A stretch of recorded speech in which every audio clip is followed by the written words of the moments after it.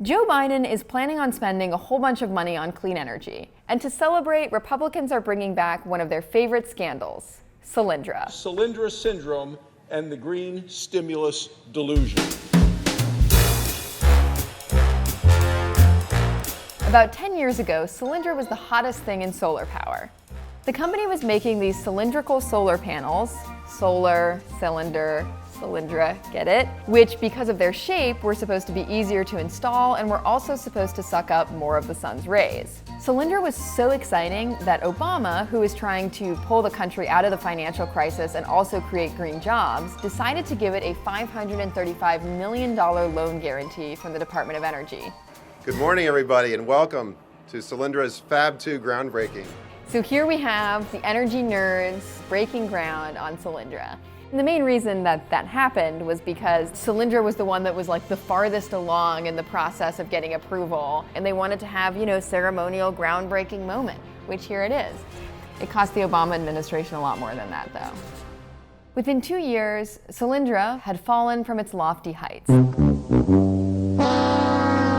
The company was bankrupt, outcompeted by cheaper solar panels coming from China. And Republicans had a field day. This is disgusting.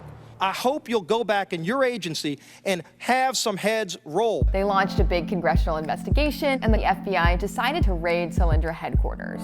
Solyndra executives took the fifth when asked to testify, which is not exactly what you want to do if you're trying to make it look like you did nothing wrong. Mitt Romney even went to Solyndra headquarters to make a stump speech for his 2012 presidential campaign. It's also a symbol of gross waste. But here's the funny thing. While Solyndra was trying to mass produce cylindrical solar panels, a small company on the other side of the Bay Area was trying to build a factory to make a more affordable electric car. We really need your help. Not for Tesla, but for electric cars in general. Before Tesla was an EV powerhouse, and before Elon Musk decided to colonize Mars, get into Dogecoin, name his child XASH-A12, before all that, Tesla had only sold about 1,500 cars. So Tesla, like Solyndra, turned to the Department of Energy to look for a loan. The loan was approved, and the company started churning out Model S's like crazy. They also paid the loan back in full and early. Well, it really feels good to have repaid the U.S. taxpayer. That's really what's important here. Okay, but let's back up. Why is the government giving out these loans in the first place?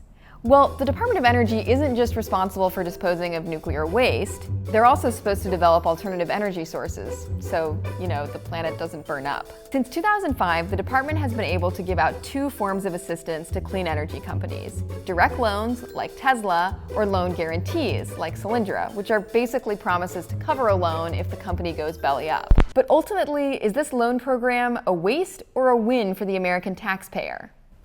Let's crunch some numbers. I only half crunched it. So over the last decade, the Department of Energy has doled out about $30 billion in direct loans and loan guarantees. Most of that was during the Obama administration. Trump wasn't crazy about the program and mostly just ignored it. According to the Loan Programs Office at the DOE, the program has lost about 3.4% of its total disbursement. That's 3.4% of $29.62 billion. Which works out to about $1 billion. But if you look, the interest paid on the program is actually $3.27 billion. That means that it's actually making money. Now, if we're going to be really careful, this is calculated without respect to the Treasury's borrowing cost, which can affect overall profitability. At the same time, a former Goldman Sachs investment banker actually says that the DOE had built a loan portfolio that, quote, JP Morgan would have been happy to own. The program also helped the U.S. to avoid spewing about 60 million metric tons of CO2 into the atmosphere. And right now, the government estimates that a ton of carbon emissions cost the country about $51 in damages, from air pollution to deadly heat waves to battered infrastructure.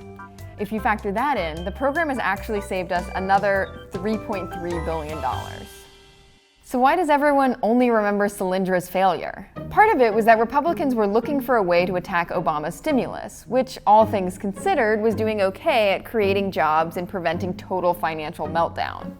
And maybe we've actually been thinking about the loan program all wrong. The whole point of giving out loans to clean tech companies is not to make money. It's to find things that the private sector thinks are too risky to fund, but that could have huge payoffs for clean energy and fighting climate change. The good news is the Department of Energy is actually planning to revive the program, but this time focused on new technologies: geothermal energy, advanced nuclear, electric trucks, and even green hydrogen. The US has tried for decades to actually get legislation that limits carbon emissions, but we haven't been able to follow through. The only thing that has actually moved the needle is just getting really good at using new clean technologies. And according to experts, to get our emissions to zero, we need to invest serious money into getting all these clean technologies ready to go. And that means that there are going to be failures like Solyndra. We need to not get distracted and keep our eyes on the prize. Decarbonization, no more warming than 2 degrees Celsius, a livable climate. I'm Shannon Osaka, reporter at Grist covering climate policy, the energy transition, and electric vehicles. If you have any questions or ideas for future videos that I should do, drop it in the comments below.